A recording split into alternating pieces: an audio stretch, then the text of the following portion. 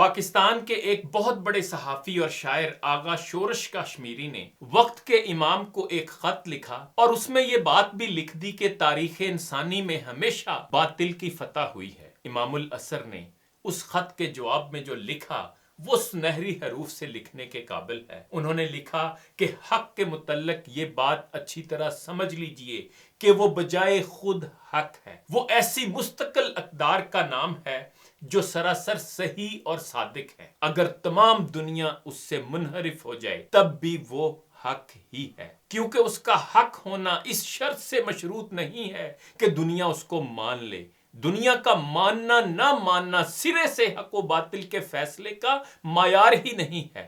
دنیا حق کو نہیں مانتی تو حق ناکام نہیں ہے، بلکہ ناکام وہ دنیا ہے جس نے اسے نہ مانا اور باطل کو قبول کر لیا۔ ناکام وہ قوم ہوئی جس نے انہیں رد کر دیا اور باطل پرستوں کو اپنا رہنما بنایا۔ اس میں شک نہیں کہ دنیا میں بات وہی چلتی ہے جسے لوگ بالعموم قبول کر لیں، اور وہ بات نہیں چلتی جسے لوگ بالعموم رد کر دیں، لیکن لوگوں کا رد و قبول ہرگز حق و باطل کا معیار نہیں ہے۔ لوگوں کی اکثریت اگر اندھیروں میں بھٹکنا اور ٹھوکریں کھانا چاہتی ہے تو خوشی سے بھٹکے اور ٹھوکریں کھاتی رہے۔ ہمارا کام بہرحال اندھیروں میں چراغ جلانا ہی ہے، اور ہم مرتے دم تک یہی کام کرتے رہیں گے۔